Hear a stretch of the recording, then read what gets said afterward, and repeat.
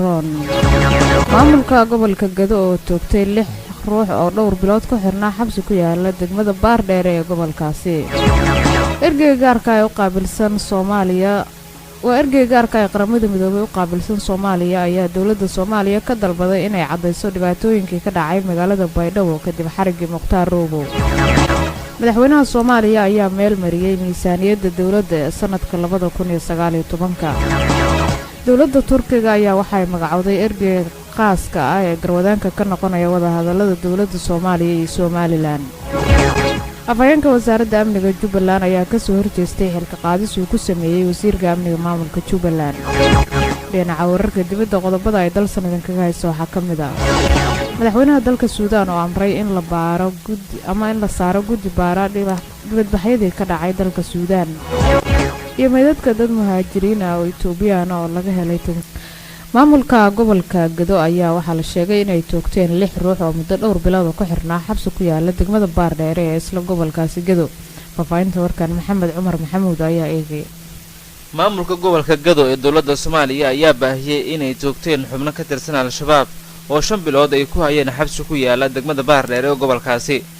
waxay sidoo kale sheegeen inay sii daayeen 3 ruux oo ka mid ahaa 6 qof ee la toogtay waxaana 3 qof ay sheegeen in lagu waayay wax dambi ah inkastoo aan maxkamad la marsiin haddana waxay sheegeen maamulka Jubbaland inay fulinayaan amar ka soo baxay wasaaradda gaashaandhigga Soomaaliya oo ku aadanaa in la toogto cid walba oo shabaab ka tirsan halka lagu qabtana lagu maxkamadeeyo Faarax Maxamed oo ah taliyaha ururka 49aad ee guutada 10aad ee ciidanka xoogga dalka ee gobolka Gado oo la hadlay laanta afka Soomaaliga ee VOA-da ayaa sheegay in 6 qof la toogtay yihiin dad ka dambeeyay dilal badan oo ka dhacay gobolkaasi isla markaana ay aqirteen in iyagu ay ka dambeeyeen howlgalla ay ka sameeyeen Baardheer kadib askari halka lagu dilay ayuu sheegay in u soo gashay in 9 ruux ay soo qabtaan haddana waxa uu sheegay inay toogteen 6 ruux ay ka tirsan shabaabka sida uu sheegay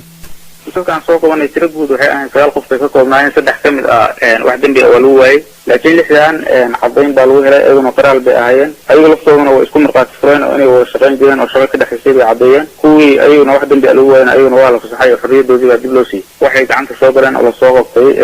23 bishii 2018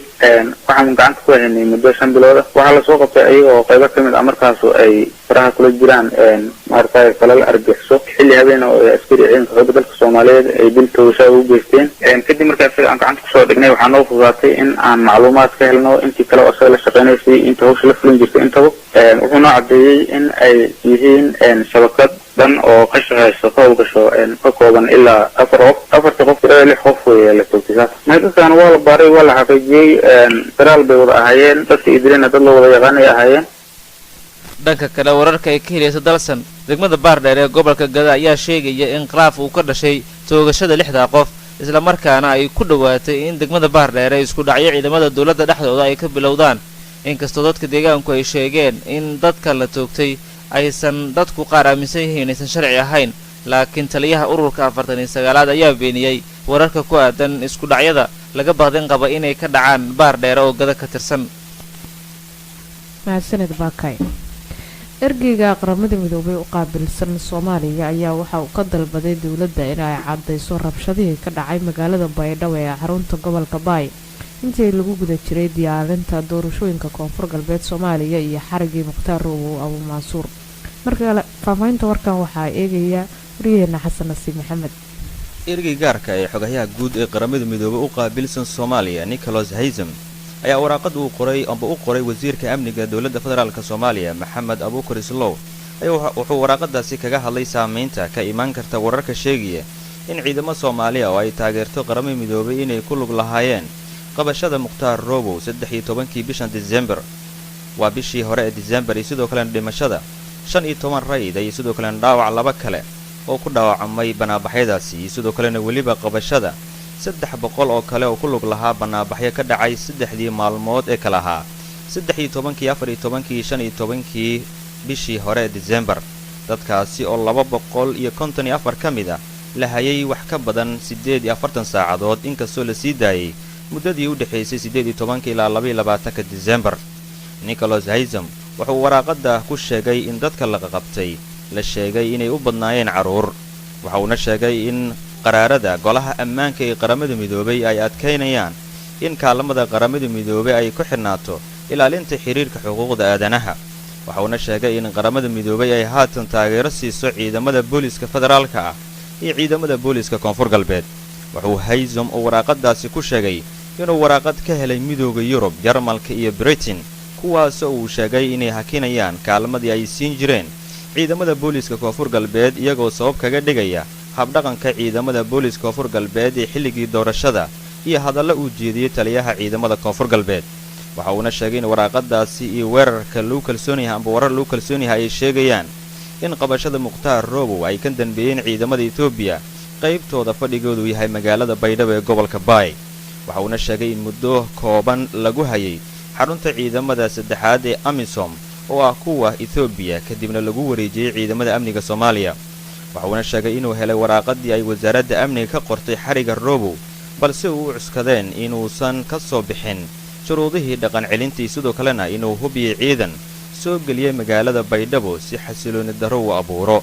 haysom waxa uu sheegay in haddii eeddaasi la xaqiijiyo inay yihiin kuwa culus, hase yeeshee waxa uu sheegay in weli roobow la horkeenin maxkamad islamarkaana aan dembi lagu soo ogin. haysom waxa uu ka dalbaday wasiirka amniga soomaaliya maxamed abuukar islow inuu sharaxaad dheeriya ka bixiyo sharciga loo cuskaday qabashada roobow. ciidamada soomaaliyeed ee hawsha fuliyey sidoo kalena haddii ay taageero ka codsadeen ciidamada etoobiya. waxaa kale uu ugu baaqay inuu soo sheego tallaabooyinka la qaaday si loogu baahdo xaaladda ay ku dhinteen dadkii dhintay sidoo kalena kuwii dhaawacmay intii u dhexaysay 13 ilaa 15 Diseembar ciidamada hoosha ku jiray markii u socdeen banaabaxyada baydhabo iyo sidoo kalena su'aalo kale oo arrimahan la xidhiidha. dowladda turkiga ayaa waxa ay magacawday ergey gaar ah oo garwadeen ka noqonaya wadahadalada dowladda Soomaaliya iyo Somaliland. Axmed Cabdu ayaa eegaya warka. dowladda turkiga ayaa waxaa danjiro cusub ay u magacawday inuu wadahadal siiyo dowladaha Soomaaliya iyo waliba waa maamulka Somaliland iyo dowladda dhexe ee Soomaaliya. danjirihii hore ee dowladda turkiga u joogay Soomaaliya Ambassador Olgan Becker ayaa waxaa la sheegay in loo magacaabay ergeyga khaaska ah ee wadahadalada turkiga u qaabilsanaan doona wadahadalsiinta dowladda federaalka ah ee Soomaaliya iyo maamulka Somaliland. qoraalka uu danjiraha Soomaaliya u jooga dalka turkiga Ambassador Jamac Ahmed Maxamed uu soo dhigay bartiisa Twitter-ka ayaa waxa uu ku xaqiijiyay magacaabista isaga oo sheegay in Ambassador Olgan Becker oo markaasi kaalin muhiim ah uu ka qaatay xoojinta xiriirka Soomaaliya iyo Turkiga. danjiruhu waxaa kale oo qoraalkiisa uu ku sheegay inuu ergeyga khaaska ah ee Turkiga uu fududeyn doono wadaxaajoodka labada dhinac dhex mari doona. dhinaca kalena maamulka Somaliland weli kama aysan hadlin magacaabista iyada oo markaasi wadaxaajoodkaasi uu soo socday tan iyo sanadkii 2012 uu hakad galay kadib markii ay labada dhinac ay ka gaabiyeen wadaxaajoodka wadahadalsiinta dowladda dhexe iyo maamulka Somaliland. maamulka Somaliland waxaa dadaal diblomaasiyadeed ay ugu jiraan in ay caalamka ay ka helaan اعتراف balse weli ma jirto cid aqoonsatay Somaliland gaar ahaanna cid si khaas ah ugu aqoonsatay dal madax bannaan oo ka madax bannaan Jamhuuriyadda Federaalka ah ee Soomaaliya. madaxweynaha Soomaaliya Maxamed Cabdullaahi Farmaajo ayaa waxa uu meel mariyay miisaaniyadda dowladda ee sanadka 2019 sida uu ku waramayo wariyaheena Axmed Nuur. madaxweynaha Jamhuuriyadda Federaalka Soomaaliya Maxamed Cabdullaahi Farmaajo ayaa saxiixay miisaaniyadda dowladda ee sanadkan cusub ee 2019 kadib markii ay ansixiyeen golaha shacabka Jamhuuriyadda Federaalka Soomaaliya. madaxweynaha ayaa ku bogaadiyay xildhibaanada golaha shacabka sida xilkasnimada leh sida uu hadalku dhigay ay u guteen waajibaadkooda dastuuriga ah ee kaga aadanaa qiimeynta iyo gorfaynta miisaaniyadda sanadlaha ah ee dowladda ay ku ansixisay codka aqlabiyadda leh. madaxweyne Farmaajo ayaa dul istaagay doorka kordhinta miisaaniyadda dowladda federaalka Soomaaliya isaga oo sheegay in markaasi ay doorka miisaaniyadda ee sanadkan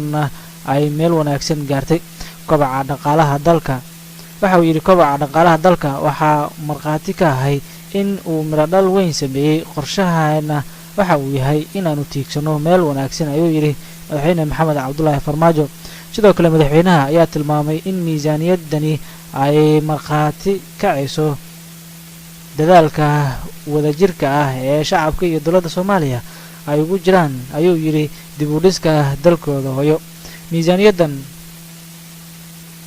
miisaaniyaddan qaybta ugu badan waxa ay ku astaysan tahay ayaa layidhi dakhligeena gudaha dalka soomaaliya, taasi oo muujinaysa ayuu yidhi madaxweyne maxamed cabdulaahi farmaajo kartideena iyo sida ay nooga go-an tahay inaanu dalalka asaageena aynu la jaan qaadno ayuu yidhi. madaxweyne maxamed cabdulaahi farmaajo ayaa uga mahad celiyey wasaaradda maaliyadda ee xukuumadda dowladda federaalk soomaaliya iyo dhammaanba xildhibaanada golaha shacabka sida wanaagsan oo waajibaadkooda qaranka ay guteen. mahadsanid axmed dirar. afhayeenkii wasaaradda amniga ee jubbaland ayaa waxa uu kasoo horjeestay xilka qaadis uu ku sameeyey wasiirka amniga maamulka jubbaland siciid joogsada oo ku sugan magaalada nairobi ee xarunta wadanka kenya oo telefoonka kula hadlay radio dalsan ayaa waxa uu sheegay inuusan xaq u lahayn in wasiirka amniga uu xilka qaadis ku sameeyo afhayeenka laamaha amniga jubbaland. dhawaan waxaan ka arkay social mediaha iyadoo warqad ay socoto iyadoo aysan jirin waxaan ogeysiinaa ama cilado kale oo jira maanta oo la dhihi karo waa eed ama xilgudasho la-aan ah. waxa uu ii soo mariyey miidiyaha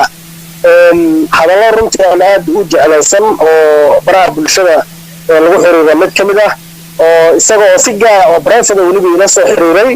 laakiin waxaan rabaa inaan caddeeyo inay sharci darro tahay oo sharciga ay baalmarsan tahay warqadda uu soo saara cabdirashiidadan. walaal xilka aniga janan isagu ima magacaabin,